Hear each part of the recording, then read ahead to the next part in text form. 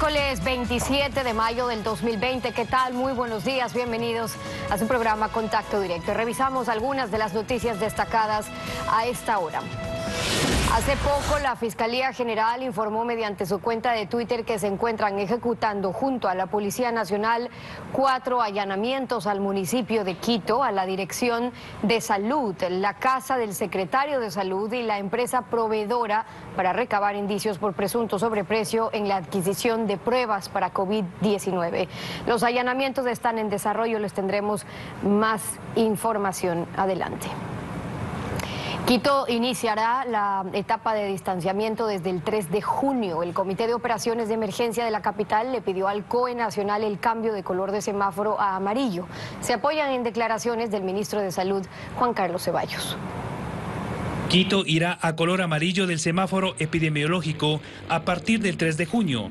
Así lo anunció el alcalde de la ciudad, Jorge Yunda, y presidente del Comité de Operaciones de Emergencia del Distrito Metropolitano. Esta decisión de pedirle al COE Nacional que considere estos 8 días para poder cambiar de color con una serie de pedidos especiales, también nos basamos en las declaraciones de la máxima autoridad sanitaria de este país, el señor ministro de Salud, y le ha dicho a la ciudad que el sistema sanitario no se ha desbordado y, a decir del señor ministro en forma fehaciente, no se desbordará.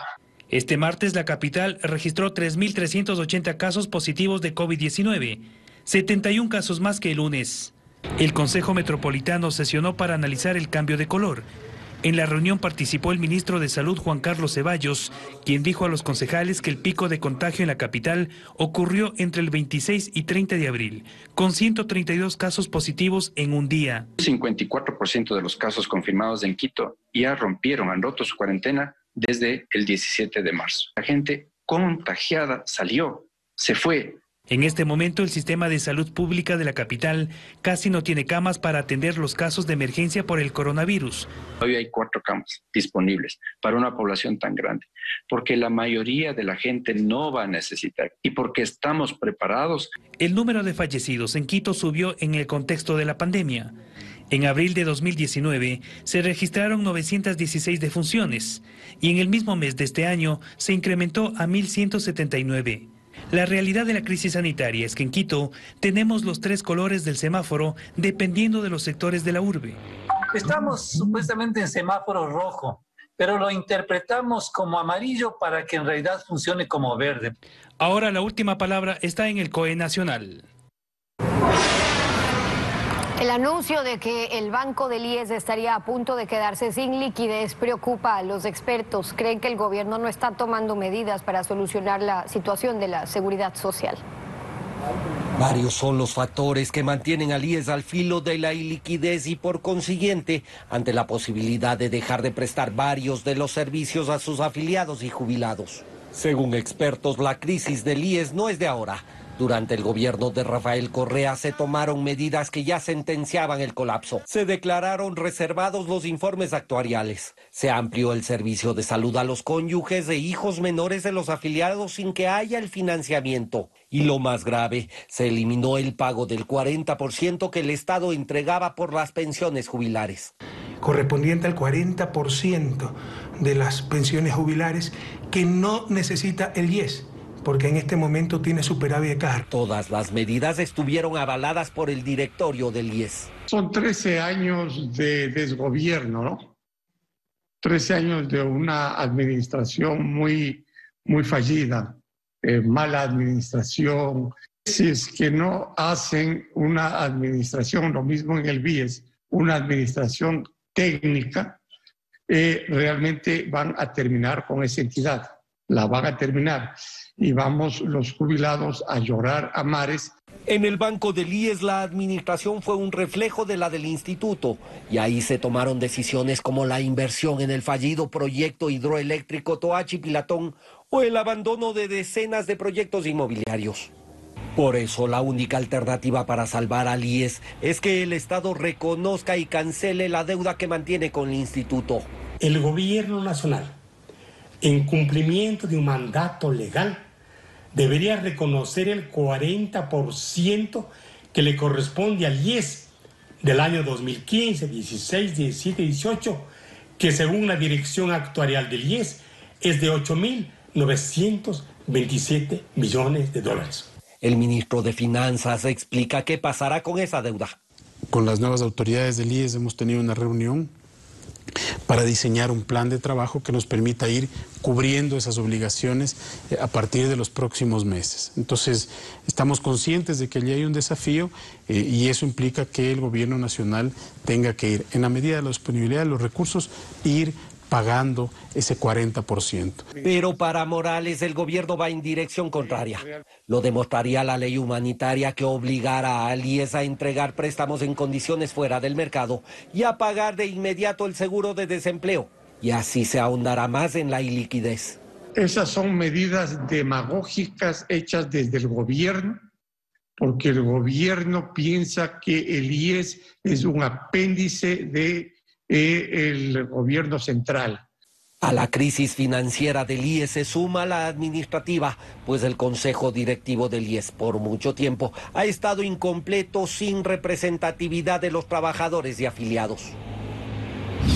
La actualidad, los protagonistas, el análisis y la información en Contacto Directo. Revisemos quiénes son hoy nuestros invitados. Nos acompañará Íñigo Salvador, el Procurador General del Estado. La Procuraduría General acaba de dar por terminadas las negociaciones con Odebrecht para establecer una reparación integral al Estado. La cooperación eficaz de Odebrecht en los juicios penales contra el ex vicepresidente Glass, el expresidente Correa, no le daba derechos para excluirse de la reparación integral. Lo vamos a conversar. También estará hoy con nosotros Germán Rodas, el coordinador de la Comisión Nacional Anticorrupción. Los escándalos de corrupción remecen al gobierno en media pandemia. Sobrevive la corrupción enquistada en la administración del Estado por acuerdos para lograr gobernabilidad. Las denuncias de la Comisión Anticorrupción las vamos a revisar.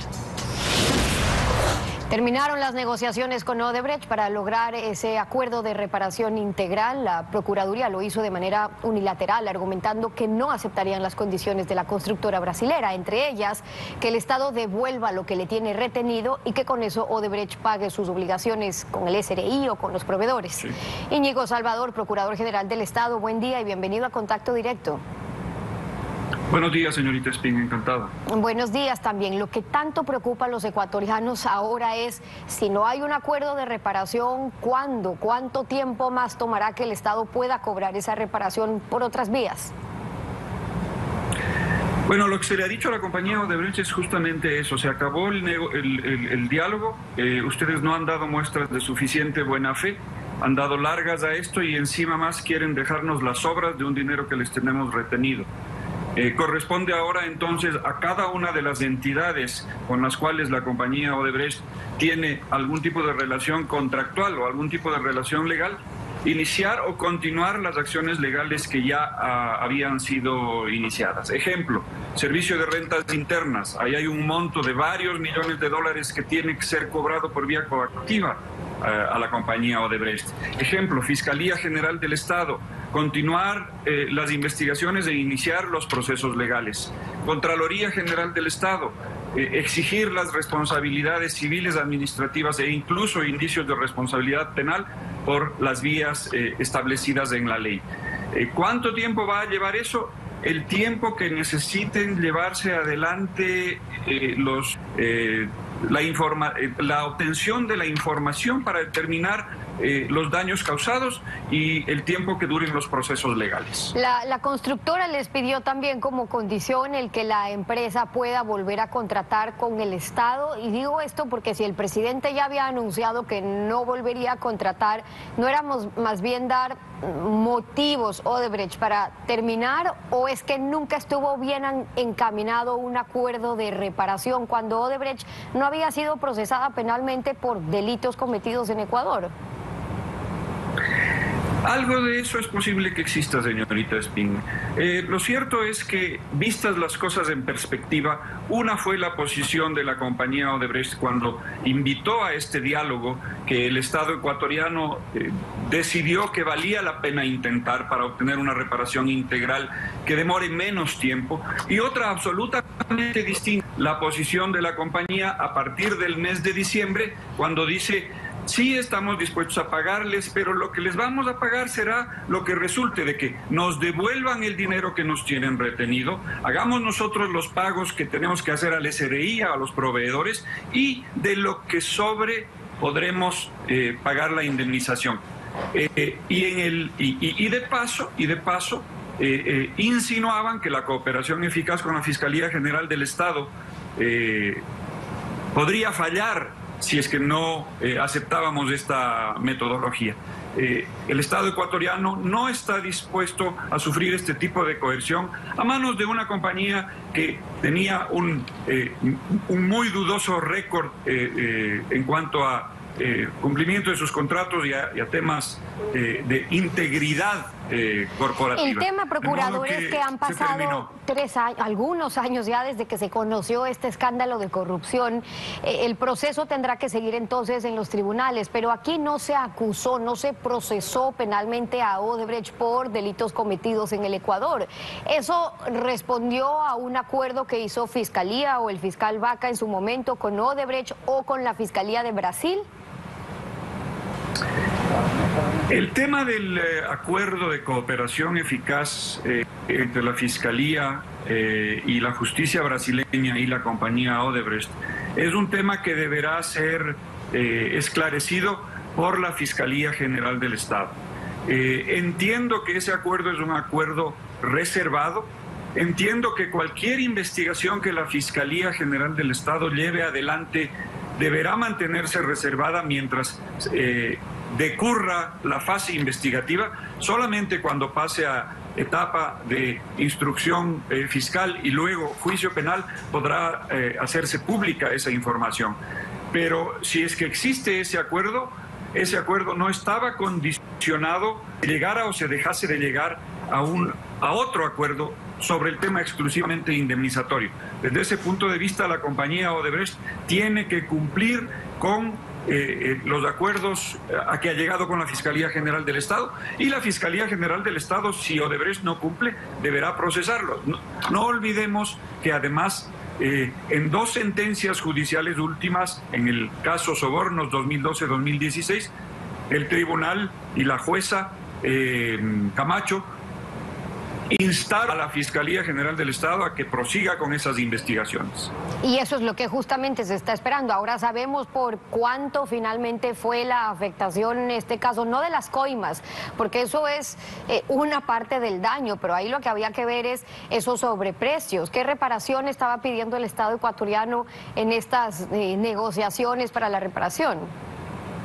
Justamente uno de los temas que dificultó estas conversaciones fue el de determinar exactamente cuál era el monto del daño. Porque usted bien lo dice, una cosa son los sobornos. La compañía llegó a admitir hasta $50 millones por sobornos dentro de estas conversaciones. Pero aparte de eso, hay otros rubros. Esos rubros deberán ser determinados dentro de las glosas de la Contraloría General del Estado, posteriormente los procesos ante el Tribunal de lo Contencioso Administrativo y finalmente, incluso, de ser el caso, en los procesos penales que lleve adelante la Fiscalía General del Estado. Pero de eso ya estábamos hablando hace meses atrás, es decir, que estaban a la espera de que se pueda determinar los montos, que la Contraloría tenía que pasar. ¿Por qué seguían atrasados o por qué esos retrasos, o Contraloría sigue buscando los papeles que se perdieron en el incendio? Mire, la verdad es que estas conversaciones han estado plagadas por una serie de circunstancias que las han vuelto mucho más difíciles que lo que habrían podido ser en otras circunstancias. Primero tuvimos los hechos de octubre. Recordemos un poco el cronograma. Comenzamos las conversaciones en el mes de julio. Tuvimos una primera reunión en julio, una segunda reunión en el mes de septiembre. La tercera reunión se iba a realizar en el mes de octubre, el día 16 de octubre, directamente entre la compañía Odebrecht y la Contraloría General del Estado para comenzar a cotejar el tema de los montos del daño causado. Ocurren entonces los hechos de las movilizaciones violentas del mes de octubre, el incendio del edificio de la Contraloría General del Estado, la dificultad en volver a hacer operativa la Contraloría. Eso nos lleva ya directamente al mes de diciembre. En el mes de diciembre ya nos mandan la primera carta coercitiva diciéndonos o devuelven la plata o paramos la cooperación eficaz, y luego en marzo una segunda carta. Ahora estamos justamente en este tema, en esa situación tan difícil del confinamiento y la cuarentena. Hemos tenido que dar por terminadas porque no tiene sentido continuar un diálogo sin futuro. Ahora lo podemos decir. En su momento veíamos con algo de expectativa positiva la posibilidad de obtener una indemnización. Hoy, vistas las cosas en perspectivas, se ve que la compañía Odebrecht nunca tuvo la verdadera intención de llegar a un acuerdo. Con eso claro sobre ese caso, sobre la sentencia que ha emitido el Tribunal Penal de la Corte Nacional, en cambio, en el caso Sobornos y Cohechos 2012-2016, usted como procurador fue el acusador particular. ¿Está de acuerdo con la sentencia en incluir como autores a otros contratistas, entre ellos al mismo Odebrecht, que confesó ser aportante de estos sobornos? Estoy de acuerdo con la decisión de los jueces en todos los sentidos. El único sentido en que no estoy de acuerdo, y he pedido una aclaración que ya ha sido negada a la Procuraduría General del Estado, es el tema de la metodología para establecer cómo han de ser pagadas, cómo ha de repartirse entre todos los procesados el pago de la indemnización.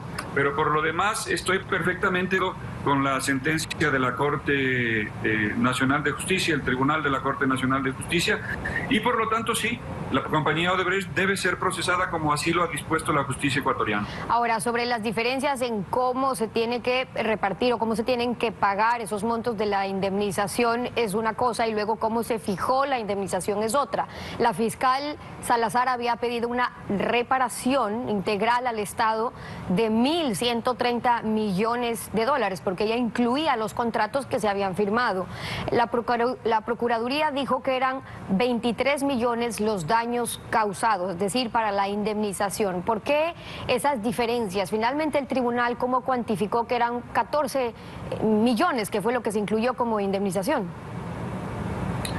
Efectivamente, la Procuraduría General del Estado, desde un inicio, cuando presentó su acusación particular, determinó que el monto de la indemnización debía ser, grosso modo, los 7 millones que se demostró dentro del proceso que habían circulado por vía de entregas de dinero y cruce de facturas, es decir, los sobornos propiamente dichos, multiplicados por 3, porque ese era el baremo que establecía el artículo 268 del Código Penal. La Fiscalía General del Estado introdujo el monto total de los contratos como una cifra referencial adicional.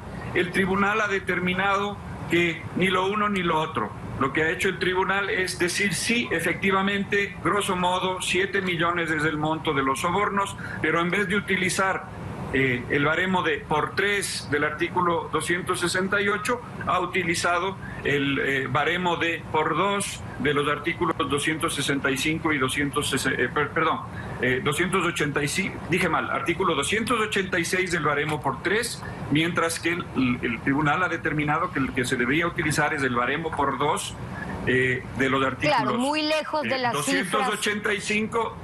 Y 287. En realidad, lo que está haciendo el tribunal es multiplicar por 2, y por eso nos quedamos en 14 en vez de los 21 o 23 millones que inicialmente se había pedido. Y lejos de los 1.000 millones en reparación integral, en cambio, que hablaba la fiscal. Ahora, la defensa de los acusados, como es de estilo, impugnó estas pruebas, no negó los sobornos, pero en cuanto al cohecho, ¿se pudo probar qué fue lo que recibieron los contratistas a cambio de hacer esos pagos, esas coimas que hacían?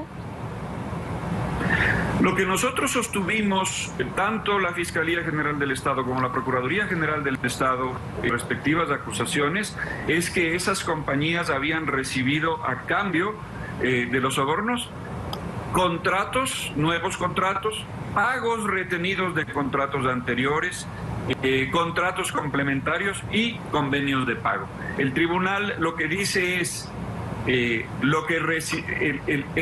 cohecho que se realizó no es el cohecho del artículo 286 del Código Penal, sino el del 285 y 287, es decir, cohecho para realizar otros delitos, y ordena a la Fiscalía General del Estado investigar esos otros delitos.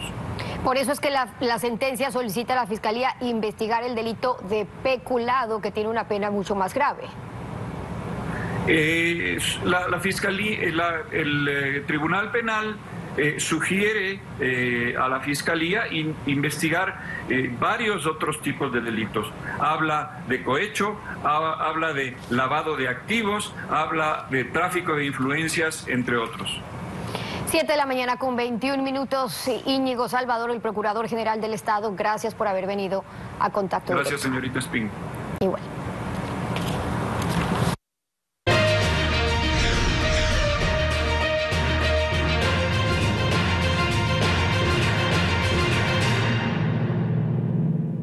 El descontento de los servidores públicos en las calles fue oído por el presidente, respondido simbólicamente, pero no le soluciona nada y más bien enfrenta a los ciudadanos entre sí. Escuchemos. La crisis exige un esfuerzo de todos. Quien más tiene debe hacer un mayor esfuerzo. El gobierno ha hecho su parte. Por ello, aceptaré la sugerencia que se discutió en el trámite de la ley respecto de la facultad que me da la Constitución, que en casos de excepción, para quien gana más de $5.000 al mes, adelante un porcentaje de sus impuestos.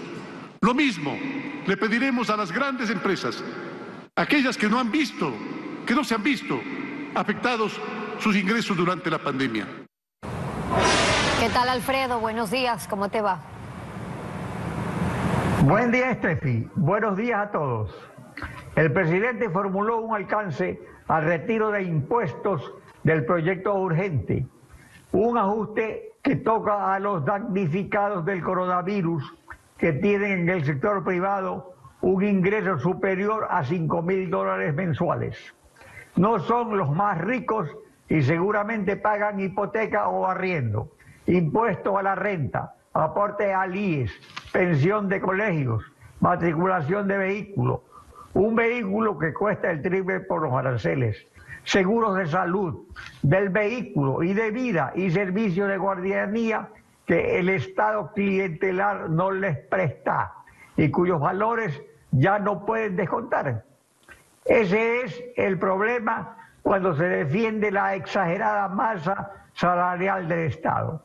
Se usa como escudo a prestadores de salud, educación y seguridad. Es cierto en parte por los servidores que sí cumplen, pero no se conoce un destino detallado de los beneficiarios de un bono mensual de ayuda del Estado clientelar que dilapida el dinero de los contribuyentes y los servicios de salud, educación y seguridad no mejoran y aumentan los gastos. Por esto los ciudadanos se sienten asaltados por un Estado con administradores corruptos o incompetentes.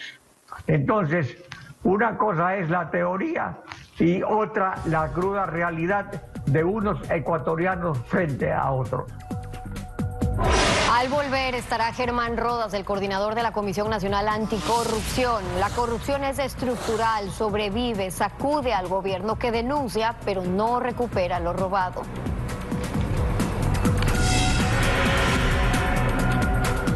La Comisión de Fiscalización de la Asamblea iniciará una investigación por los presuntos actos de corrupción en la contratación del Hospital de Pedernales, un caso en el que está vinculado uno de los asesores del asambleísta Daniel Mendoza. Varios legisladores creen que Mendoza también debe dar información sobre estos hechos. Significado un escándalo. El asambleísta de la bancada de Integración Nacional BIN, Jimmy Candel, fue quien pidió a la Comisión de Fiscalización analice las comparecencias de las autoridades de la Secretaría de Contratación de Obras, SECOV, de la Veeduría del Consejo de Participación Ciudadana que vigiló el proceso y otras personas relacionadas al caso de la contratación del Hospital de Pedernales, que la justicia investiga por presunto lavado de activos. obtuvo respaldo unánime. Debe investigar a fondo un caso en el que esté involucrado un integrante de la comisión y un funcionario legislativo. La comisión como cuerpo colegiado debe estar libre de dudas o cuestionamientos.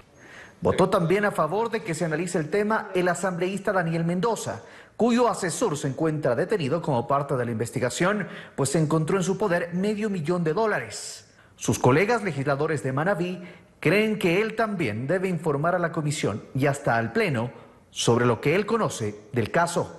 Hay que solicitarle toda la información al asambleísta Mendoza porque es un asesor de él el que está involucrado en este tema. Por lo tanto, es una obligación. Tiene que rendirle cuenta a los ecuatorianos y a la justicia. La Asamblea está lista para levantar la inmunidad parlamentaria y que se investigue absolutamente todo. Mendoza, a través de su cuenta de Twitter, anunció que no se pronunciaría sobre el tema para que no se malinterprete aquello como intromisión en la justicia y pidió celeridad e independencia a las autoridades. Y ante las denuncias en redes sociales de que varios asambleístas en Manabí manejaban también algunos hospitales, los legisladores creen que eso se debe sumar a la investigación. Desde luego, hay que investigar no solamente de Manabí, de todo el Ecuador, para llegar hasta las últimas consecuencias, como siempre lo hemos dicho nosotros. Para ver y analizar quiénes son los peces gordos que repartieron el botín desde el gobierno y desarticular a nivel nacional estas mafias y estas redes de corrupción. La presidenta de la Comisión de Fiscalización no ha convocado aún a la continuación de la reunión donde se deberá tratar el tema. En una carta dirigida al presidente Moreno, la Comisión Nacional Anticorrupción dice: el país asiste escandalizado a una lamentable secuencia de actos de corrupción que se derivan del reparto de cuotas en la administración pública, como en las peores épocas. Germán Rodas, coordinador de esa comisión, bienvenido y gracias por estar con nosotros. Muchas gracias a ustedes, Stephanie. Buenos días a la audiencia, buenos días. Buenos días también. Esta es una acusación muy grave. Concretamente, ustedes llevan presentando varios casos ya, varias denuncias en hospitales, por ejemplo, y no ahora, desde el año pasado, desde antes incluso. ¿Cuáles instituciones del Estado están siendo parte de este reparto o a quién o a quiénes para que hagan negociados impunemente? La Comisión Nacional Anticorrupción, que no le cuesta un centavo al país, le ha dicho al pueblo ecuatoriano de manera insistente y le ha dicho al país que hay corrupción desde hace muchísimo tiempo, que es una corrupción estructural y que evidentemente frente a esa realidad teníamos y debemos actuar. Hemos presentado, como usted acaba de señalar, alrededor de 19 denuncias ante la Fiscalía. Muchas de ellas se han quedado todavía represadas. Allí todavía hay manos de la gavilla anterior, por más buena voluntad del actual fiscal. Si se hubiese actuado con un poquito de celeridad, por ejemplo, mucho de lo que ha ocurrido en hospitales, etcétera, pudo haberse evitado. Eso es cierto. La carta tenía la finalidad de decir al presidente: aquello de reciclar algunos personajes para que estén en algunas funciones, de hecho ya no nos da algunas certezas en la conducción de esas entidades, entre otras del IES y la Secretaría de Riesgos. Y le hemos dicho también que los repartos que antes estábamos acostumbrados, desgraciadamente acostumbrados por la falta de acción y por la omisión de la intervención del país y del pueblo en su conjunto, eran a nivel de embajadas, a pesar de que siguen siéndolo, eran determinadas dependencias del Estado, pero parecería, por lo que conocemos y por la información general, que también ahora ha involucrado a los hospitales del país. Y por eso la carta se refiere a la permanencia de ciertos mandos medios instalados al interior del régimen. Ahí hablan de directores financieros, de contadores, que son los que permiten estos sobreprecios, pero responden a alguien. Y lo más grave es que así, es lo que ustedes están denunciando, que así se está asegurando la mayoría parlamentaria de Alianza País. ¿Podrían citar casos con los que pueden afirmar eso? La Comisión Anticorrupción de Manabí, de nuestro núcleo, estableció una especie hasta de mapa de la distribución que se había hecho de los hospitales de esa provincia a propósito de lo que usted me acaba de señalar. De tal suerte que estamos en el convencimiento que este señalamiento de la Comisión de Manaví, de la Comisión de Anticorrupción de Manaví, es uno de los indicadores importantes para hablar de este tema. No de otra manera deben entenderse los espacios con los cuales se está actuando de intervención directa o indirecta de figuras importantes de la Asamblea Nacional que dan largas a los acuerdos, que van a ritmos específicos y particulares hasta lograr el arreglo. Pero no es un problema de la Asamblea, no es un problema del gobierno nomás. Yo creo que hay una distribución desde hace muchísimo tiempo que fue institucionalizada por la gavilla que nos gobernó en la década pasada para establecer los mecanismos del poteo como mecanismos. Ahora, esa información, ese mapa que ya han entregado, que se entiende que es nombres, cómo están, el reparto, porque hay que hablarlo claro, toda esa información está en manos de quién ya, como para que no haya justificaciones de que no existen evidencias o información suficiente para tocar este tema que al parecer muchos prefieren dejar intacto. Pues ese mapeo está avanzado y está entregado a las autoridades pertinentes en el caso de Manaví allá, y en el caso nacional nosotros lo hicimos llegar a Contraloría en septiembre del año pasado y a Fiscalía en el año pasado también. Ese mapa puede resumirse en algo parecido a esto. Ahí están los grupos que se han llevado los recursos, son 7 grupos con todos sus tentáculos que se han llevado los recursos de los hospitales y que nosotros los hemos ido detectando. Ahora, pero ustedes han dicho que en la década anterior se formó una mafia y que lo que pasa ahora es que se sigue perfeccionando. El secretario general de gabinete nos decía, bueno, pero quienes tienen esos casos lo que tienen que hacer es denunciar, que todo tiene que salir a la luz. ¿Qué ha pasado con todos estos casos que han denunciado? Por ejemplo, los que le entregaron a las autoridades donde encontraban sobreprecios, o en el que veían que los mismos 11 proveedores eran los que estaban ganando los contratos en los mismos hospitales. Entregamos gran parte de esa información en septiembre al Contralor, en noviembre a la Fiscal. Hay algunos temas que todavía se han quedado represados al punto que no hemos reconocido firmas de esa denuncia. Mire usted, punto 1. Punto 2.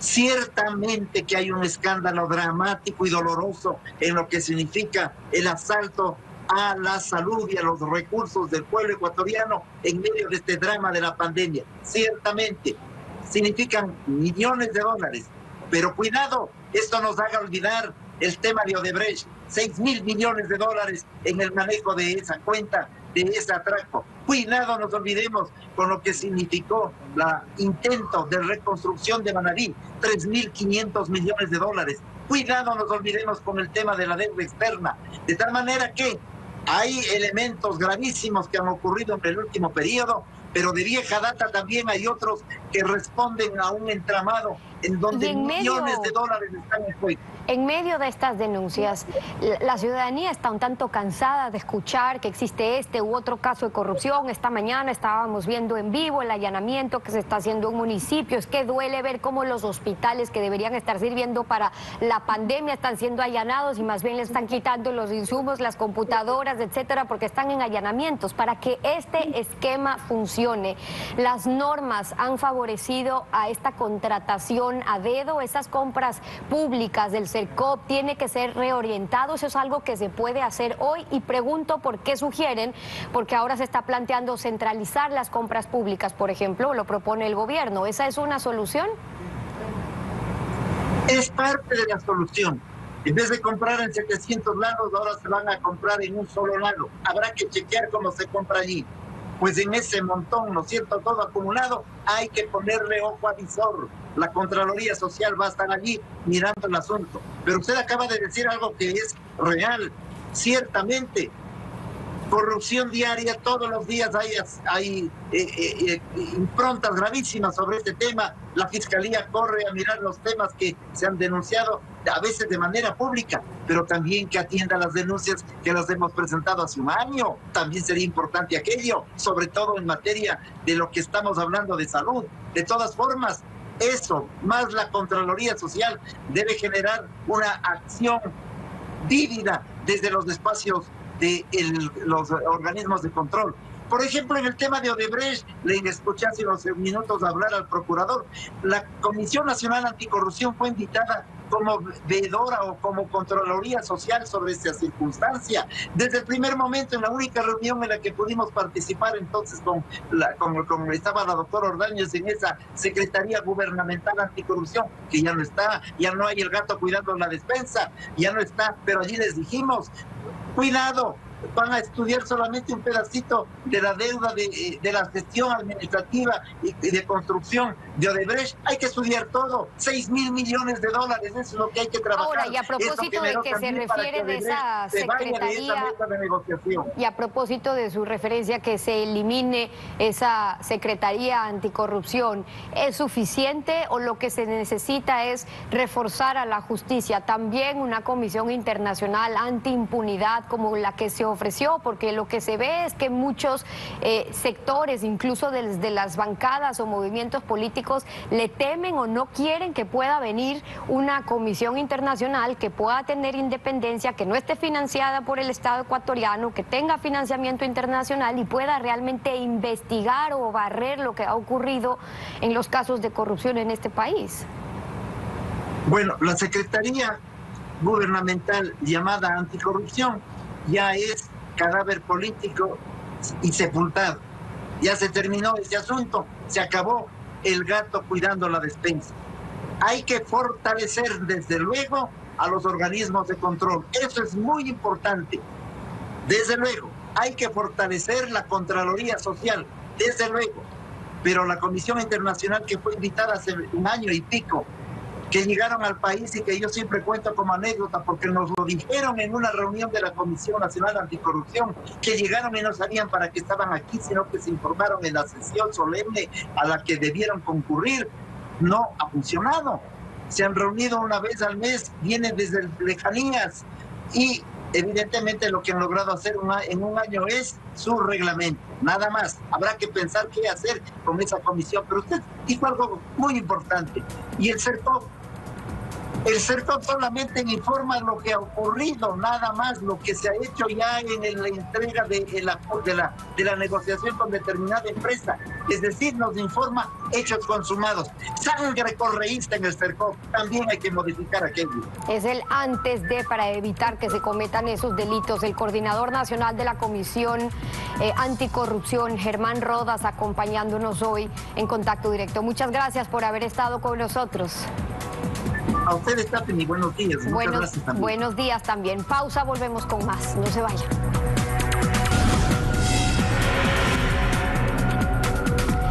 El gobierno ecuatoriano espera que las flores puedan ingresar al mercado estadounidense sin pagar aranceles desde este mismo año y al mismo tiempo espera lograr la reanudación de los diálogos para alcanzar un acuerdo comercial con Estados Unidos. Volver a ingresar al mercado estadounidense sin pagar aranceles para las flores ecuatorianas ha sido un camino de espinas. 4 han sido los intentos y nada.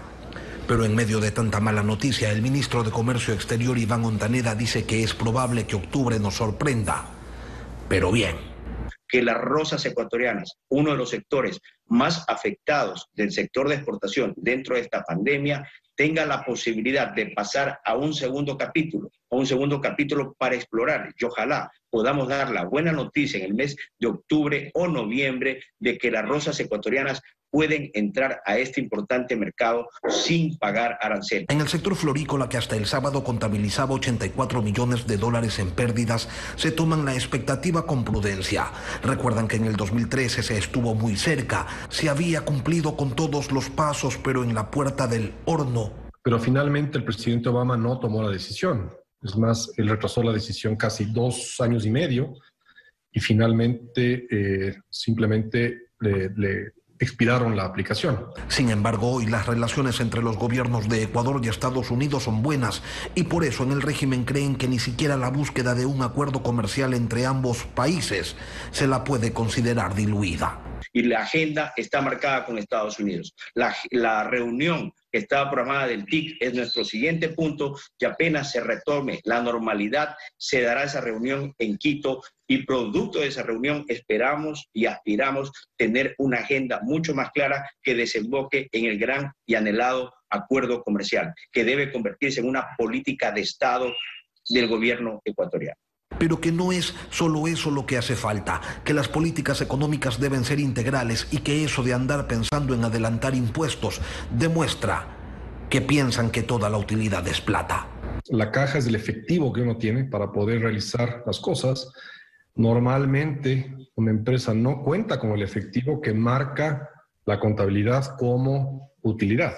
En todo caso, esperan que haya rectificaciones y trabajo para mantener empleos y no perder liquidez. Con eso estamos concluyendo esta emisión.